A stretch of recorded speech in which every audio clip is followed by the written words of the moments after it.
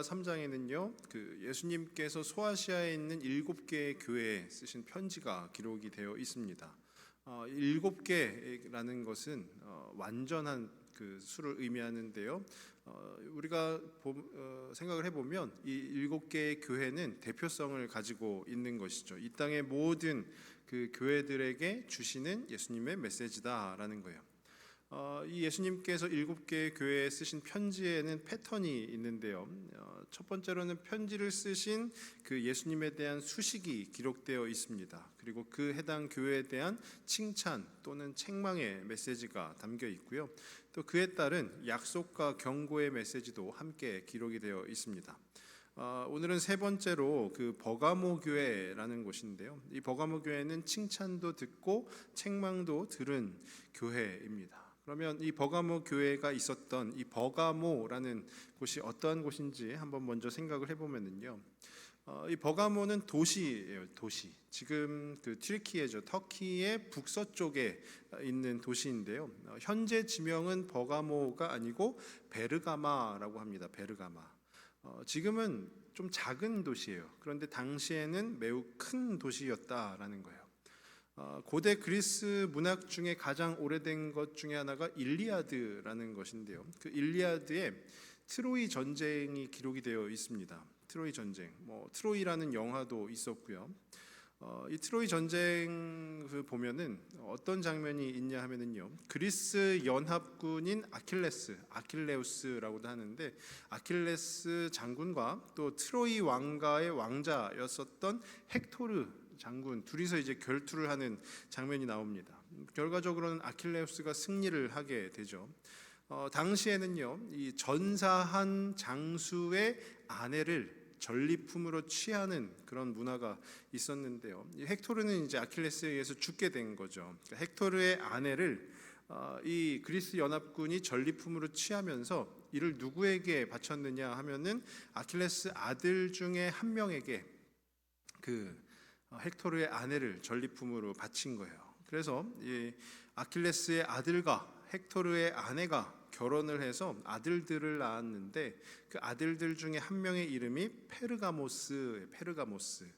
그래서 이 페르가모스를 중심으로 페르가몬이라는 도시를 이제 세우게 되는 것이에요. 페르가몬, 버가모 비슷하지 않습니까? 세계사에서는 페르가몬이라고 하고요, 저희 성경에서는 버가모라고 하는 거예요. 그런데 이 페르가몬이라는 도시가 어떤 도시였느냐, 또 한번 생각을 해보면요, 아크로폴리스였어요. 아크로폴리스. 그리스에 있는 아크로폴리스처럼, 아크로가 높다라는 뜻이고 폴리스가 도시인데요, 높은 지대에 있는 도시. 조금 더 쉽게 설명을 하면 신들의 도시예요. 신들의 도시. 신이 축복한 도시. 그러니까 그 아크로폴리스가 있었던 이 페르가몬은 그야말로 장성한, 아주 성장한 도시가 될 수밖에 없었던 거예요. 그래서 어떤 부분이 이렇게 발달하게 되었냐 하면은요, 세계 최초로 양피지, 양의 가죽이죠.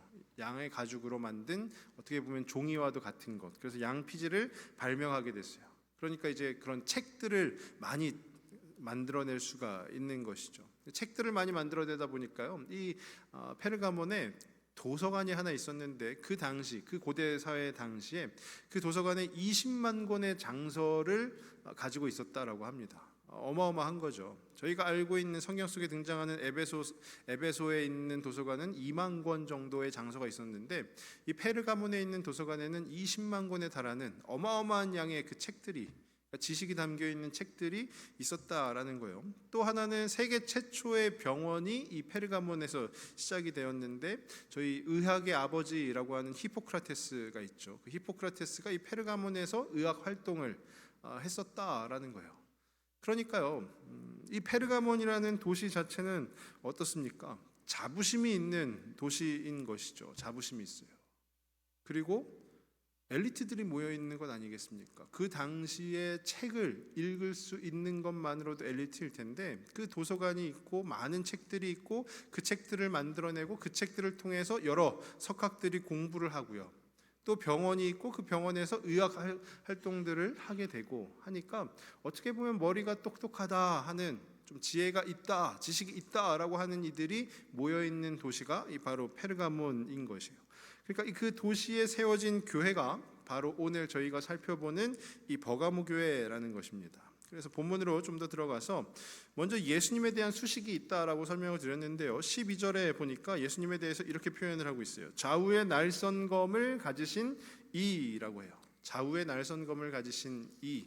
어디서 많이 들어보시지 않았습니까? 저희 히브리서 4장 12절 말씀인데요. 히브리서 4장 12절에 하나님의 말씀은 살아있고 활력이 있어 좌우의 날선 어떤 검보다도 예리하여 혼과 영과 및 관절과 골수를 찔러 쪼개기까지 하며 또 마음의 생각과 뜻을 판단하나니. 이 말씀에 보면은요, 좌우의 날선 어떤 검보다도 하나님의 말씀이 더 예리하다. 이 좌우의 날선 검을 가지신 바로 이 예수님이 어떠한 분이냐? 바로 그 하나님의 말씀을 가지신 이라는 거예요. 이 말씀이라는 것이 오늘날 우리 성도에게 있어서 무엇입니까? 기준이 되는 것이죠. 기준, 삶의 기준, 그 삶의 기준을 드러내 주는 것이 바로 우리 그리스도인들에게 있어서 이 말씀 아니겠습니까? 그러니까 이 예수님이 어떠한 분이시냐? 예수님은 우리 삶의 기준을 제시해 주시는 분이시다라는 거예요. 그래서 그 예수님께서 오늘 이 버가모 교회에 어떤 메시지를 전달하시냐 하면은요, 먼저는 칭찬의 메시지입니다. 칭찬의 메시지. 오늘 13절 말씀을 같이 보시면은요, 13절입니다. 내가 어디에 사는지를 내가 아노니 거기는 사탄의 권자가 있는 데라. 내가 내 이름을 굳게 잡아서 내 충성된 증인 안디바가 너희 가운데 곧 사탄이 사는 곳에서 죽임을 당할 때에도 나를 믿는 믿음을 저버리지 아니하였도다. 예수님께서 이 버가모 교회에 있는 성도들에게 내가 너네 어디에 사는지 안다라고 말씀을 하세요. 이것은요, 단순히 지역적으로 너 어디에 살지 이것이 아니라 지금 그곳에서 벌어지고 있는 상황들까지도 다 아신다, 공감하신다라는 거예요. 성도들이 어떠한 고초를 겪고 있는지까지도 예수님께서 다 아신다라는 거예요. 그러면 이 버가모라는 곳이 어떤 상황 속에 있었느냐 하면은요, 그 뒤이어서 나오는 13절의 내용이 거기는 사탄의 권자가 있는 데라. 한마디로 얘기하면은요, 우상이 득실득실한 곳, 그래서 예수님을 믿고 따르는 그 성도들이 박해를 받는 곳, 그것이 바로 이 버가모 교회라는 거예요. 그래서 뒤이어서 나오는 내용이에요. 우리가 교회 지도자로 볼 수 있는데요, 안디바라는 사람이 있습니다. 이 안디바가 어떻게 해요? 순교당했다라는 거예요. 예수님을 믿는 믿음을 지키기 위해서 순교자가 나온 곳, 그것이 바로 버가모라는 거예요. 그런데 지금 예수님께서 이 버가모 교회 성도들을 칭찬하시는 내용은요, 그런 와중에도 그들이 그 믿음을 저버리지 않았다라는 거예요. 순교자가 나오고 있습니다. 날마다 박해를 당하고 있고요, 핍박을 당하고 있고요, 그리고 우상이 막 득실득실합니다. 그런 와중에서도 예수님을 믿는 그 믿음을 저버리지 않은 이들이 바로 오늘 이 말씀에 기록되어 있는 버가모 교회 성도들이라는 거예요. 순교의 현장에서도 믿음을 지켰고요, 믿음을 지키기 어려운 와중에도 그들의 믿음을 굳세게 지킨 이들, 그 버가모 교회 성도들은요, 칭찬받아 마땅하지 않습니까? 예수님께 칭찬받아 마땅한 사람들이에요. 그래서 예수님께서 그렇게 칭찬의 메시지를 주시는 것이고요. 그러면 반대로 책망의 메시지도 기록이 되어 있는데, 책망의 메시지는 14절입니다. 14절을 다시 한번 보시면, 그러나 내게 두어 가지 책망할 것이 있나니 거기 내게 발람의 교훈을 지키는 자들이 있도다. 발람이 발락을 가르쳐 이스라엘 자손 앞에 걸림돌을 놓아 우상의 제물을 먹게 하였고 또 행음하게 하였느니라. 책망을 하시는 거예요. 어떤 이들을 책망하냐? 어떤 부분을 책망하냐? 거기에 버가모 교회에 발람의 교훈을 지키는 자들이 있다. 그것이 잘못되었다라는 거예요. 뒤이어서 나오는 15절에는요, 이와 같이 내게도 니골라당의 교훈을 지키는 자들이 있도다.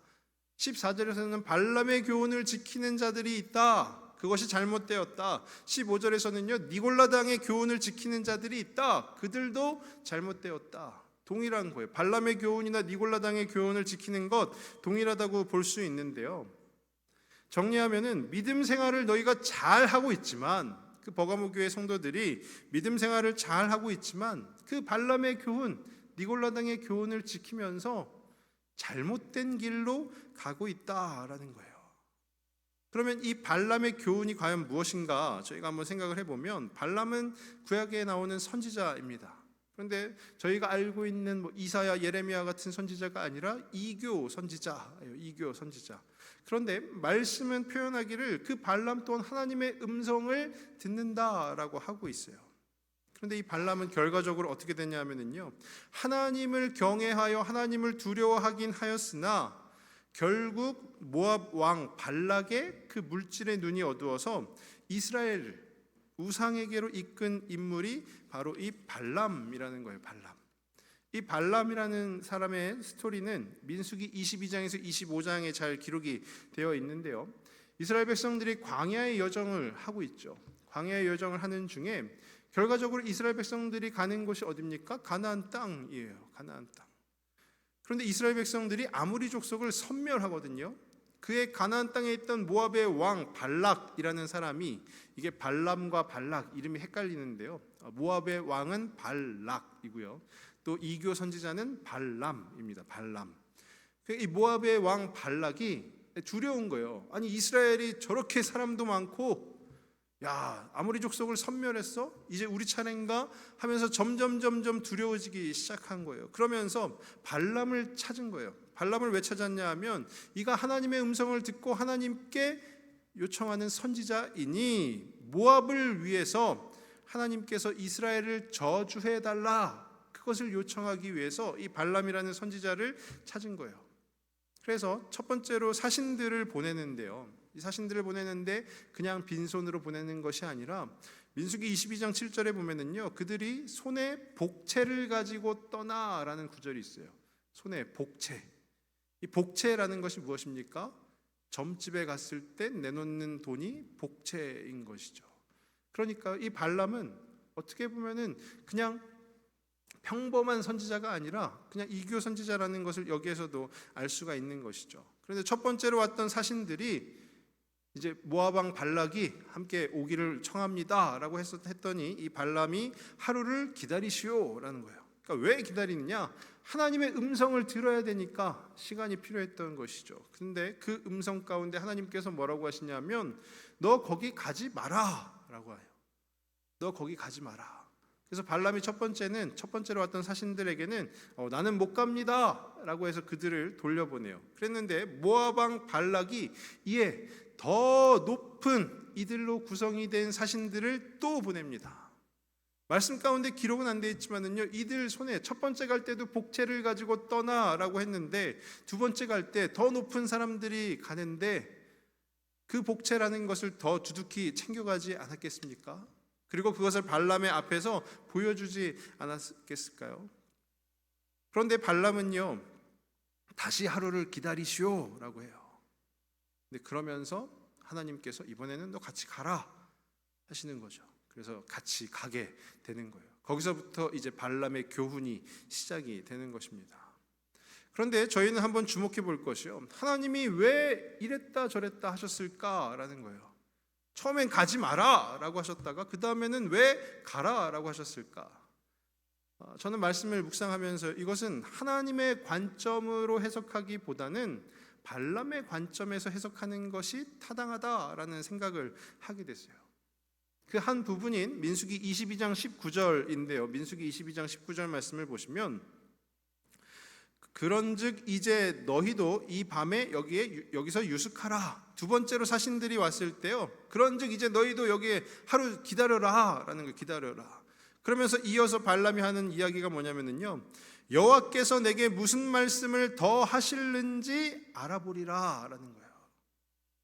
하나님의 말씀은 이미 끝난 거예요. 첫 번째로 사신들이 왔을 때, 발람이 구했을 때 하나님께서 발람에게 너 거기 가지 마라, 그것으로 끝난 거예요.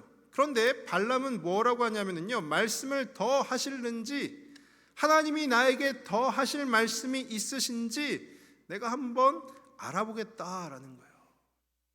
정말로 하나님의 선지자라고 한다면 두 번째로 사신들이 왔을 때 어떻게 해야 될까요?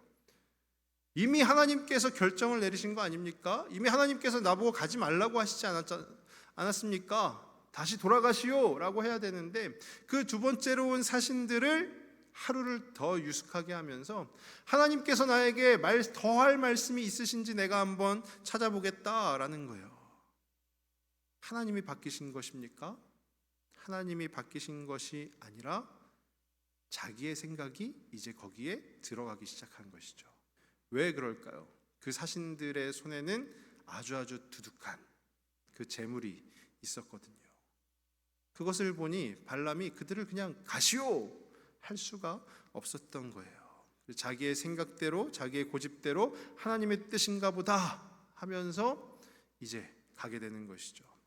그런데 이 말씀이 조금 애매합니다. 왜냐하면 말씀 가운데 기록되기를, 민수기 말씀에 뭐라고 하냐면 하나님께서 이제 가라 하셨거든요. 이제 가라. 그런데 이 부분에 대해서 저희 종교 개혁자 중에 한 명인 존 칼빈은 이렇게 해석을 하는데요. 이 같은 하나님의 허락은, 즉 발람에게 이제 가라라고 하나님께서 허락을 하시는데, 이 같은 허락은 풍자적이다라는 거예요. 이 풍자적이라는 단어의 뜻이 무엇이냐면요, 하나님께서 기뻐하신 나머지 허락하신 것이 아니라 발람이 하나님의 뜻을 거역하고 가기를 소원했기 때문에 그의 자유의지에 따라 뜻을 거역하는 상태를 방임하셨다라는 거예요. 그러니까 발람이 그 더할 말씀이 있으신지 내가 알아보리라 하고 하나님 앞에 기도하면서 그 마음속으로 간청했었던 것은, 하나님, 저 돈은 제 것인 것 같아요. 저 가고 싶습니다. 그러니 하나님께서 그 발람의 자유의지를 보시고 그래 가라 하셨다라는 거죠. 이것이 존 칼빈의 해석입니다.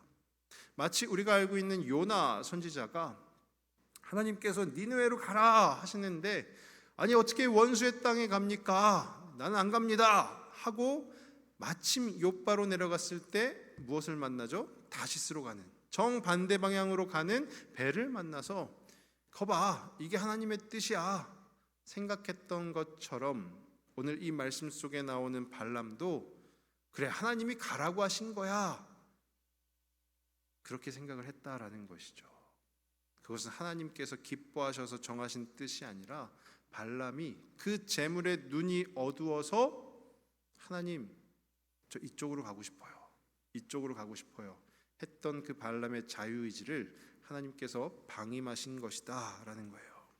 결국 그 발람을 통해서 이스라엘은 어떻게 되냐 하면은요, 오늘 14절 말씀 뒤에도 기록이 되어 있죠. 우상의 제물을 먹게 하였고 또 행음하게 하였느니라. 이방 신들에게 제사를 지낸 그 제물들을, 그것을 이스라엘 백성들이 먹게 되는 거예요. 부정한 것을 먹게 된 것이에요. 그리고 이방인들과의 혼인은 금지가 되어 있었음에도 불구하고 모압 여인들과 그러니까 모압과 이스라엘이 화친을 맺게 하기 위해서 이스라엘의 남성들을 모압의 여인들과 혼인을 시키게 되는 거예요. 그것이 바로 이 오늘 14절 말씀 뒤에 기록된 행음이라는 것입니다. 행음. 또 하나 더 하여서요, 15절에 니골라당의 교훈이라고 하는데, 이 니골라당은 어떤 사람들인가 하면은요, 스스로를 그리스도인이라고 주장을 하는 것입니다. 그런데 너무 그리스도인들이 윤리적으로 지켜야 될 것이 많은 거예요. 그래서 이들은 합리화를 시킵니다. 뭘 합리화시키냐면 육체의 욕구를 자제할 필요가 전혀 없다라는 거예요. 왜냐하면 우리의 육체는 약하고 영은 선하기 때문에 육체의 연약함이 영의 구원에 영향을 미치지 않는다라는 거예요. 그러면서 덧붙여서 이들의 행동은 어떤가 하면은요, 그리스도인은 예수를 믿기 때문에 계명을 굳이 따르지 않아도 된다라는 거예요. 지금 비슷한 맥락의 이단이 있죠. 이단 종파가 있어요. 구원파라는 곳인데요. 이들 한번 구원받으면 난 이제 죄를 지어도 난 의인이야 라는 거예요. 난 죄인이 아니야, 난 의인이야. 그러면서 이들은요, 아주 자유롭게 신앙생활, 또 이 세상 속에서의 삶을 즐기고 있다라는 것이죠. 이 발람의 교훈, 니골라당의 교훈 정리를 하면은요, 하나님의 뜻대로 살기를 바라는 것이 아니라 하나님의 뜻인 것처럼 포장하여서 나의 뜻을 일구어 가는 이들이 바로 그 발람의 교훈을 지키는 자들, 니골라당의 교훈을 지키는 자들이라는 거예요. 그러니까 예수님께서 이 버가모 교회 성도들을 책망하시면서 전달하시는 메시지가, 너네 왜 표면적으로는 내 뜻을 지킨다라고 하면서 왜 자꾸 너희들 뜻대로 살려고 하느냐라는 거예요. 제가 서두에 말씀을 드렸어요. 이 버가모라는 도시는 자부심이 있는 도시, 능력자들이 많은 도시, 당시에 도서관에 20만 권의 책이 있고요, 세계 최초의 병원이 있고요. 그러면서 그들 생각은 어떠했을까요? 어떻게 보면 자기들이 맞다, 내가 옳다라고 판단하는 자들이 가득한 곳 아니었겠습니까? 노예들이 가득한 도시, 부족한 사람들이 가득한 도시가 아니라 엘리트들이 가득한 도시, 능력 있는 사람들이 가득한 도시, 세상의 지식을 가득 머릿속에 담은 이들이 가득한 그 도시가 바로 이 버가모 교회라는 거죠. 아니, 버가모라는 것이죠. 그러니까 내가 맞아, 내가 옳다라는 그 판단이 가득한 곳이 바로 이 버가모라는 거예요. 우리가 교회에서 신앙생활을 하는 중에서도요, 우리 교회 안에 성도분들 가운데도 믿음을, 어떠한 상황 속에서도 믿음을 지키는 이들이 있는 반면에, 야, 내 소견에 옳은 대로 이 또한 하나님의 뜻이야 강조하면서 내 소견에 옳은 대로 교회를 이끌어가는 이들이 분명히 있다라는 거예요. 그에 대한 예수님의 해결법은 무엇인가 하면은요, 오늘 16절 말씀인데요, 16절을 한번 보시면, 그러므로 회개하라. 그리하지 아니하면 내가 내게 속히 가서 내 입의 검으로 그들과 싸우리라 라는 거예요. 그러므로 발람의 교훈을 지키는 자들, 니고라당의 교훈을 지키는 자들이 있으나 너네가 회개하라 라는 거예요. 회개. 이 회개는 무엇일까요? 돌이 키는 것이죠. 다른 곳을 바라보던 시선을 돌려서 하나님께 시선을 고정하는 것이 바로 이 회개라는 거예요. 잘못된 부분을 찾아서 고치라라는 거예요. 고치라. 그것이 바로 이 회개라는 것입니다. 제가 청년 때 일인데요, 제가 저희 모교회가 청년들이 약 한 1,000명 정도 있었던 큰 교회였습니다. 그곳에서 저희 교회도 한 달에 한 번 찬양 예배를 하는데요, 그 찬양 예배를 청년부 중심으로 찬양 예배를 이렇게 아주 크게 열게 됐어요. 그런데 제가 우연치 않게 그 찬양 예배의 총 기획을 담당을 하게 됐습니다. 그때 이제 직함은 디렉터였었는데, 찬양 예배 참여하는 청년들만 대략 한 600명에서 700명 정도 참여하는 아주 큰 집회였었어요. 제 생각에 어떤 생각을 했었냐면, 하나님은 멋진 거 좋아하셔. 그래서 있는 재정 없는 재정 다 끌어다가 장비도 다 빌렸어요. 그리고 조명도 다 빌려서 설치하고요. 그다음에 이것을 또 우리가 그때 당시에 녹음을 해서 앨범으로 만들어야지 이 생각이에요. 음향 장비도 어마어마하게 비싼 돈을 주고 다 렌탈을 했어요. 빌려서 세팅하는 데만 이틀이 걸렸습니다. 그러면서 거기에서 멈추지 않고요, 찬양단에게도 계속 요청을 하는 거예요. 뭘 요청을 했냐면, 옷도 세련된 걸 입고 와라. 그리고 그날 머리도 하고 메이크업도 하고 와라.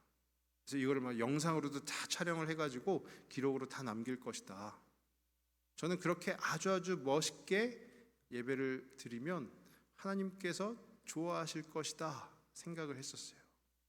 그런데 결과는 어떻게 됐냐 하면은요, 예배를 시작하자마자 한쪽 조명이 나갔어요. 그리고 녹음을 해야 되는 음향 장비가 돌아가지가 않았어요. 그 예배, 지금 그 어디에서도 영상도 찾아볼 수 없고요, 그 흔적조차도 찾아볼 수가 없습니다. 제가 예배가 진행되는 약 2시간 동안 제가 한 일은 무엇인가 하면은요, 교회 곳곳을 뛰어다니느라 바빴어요. 이 꺼진 조명을 되살리기 위해서, 그 작동이 되지 않는 장비들을 되살리기 위해서 교회 이곳저곳을, 지금 제가 얘기하고 있는데 저 뒤에 모니터가 꺼졌는데요. 네.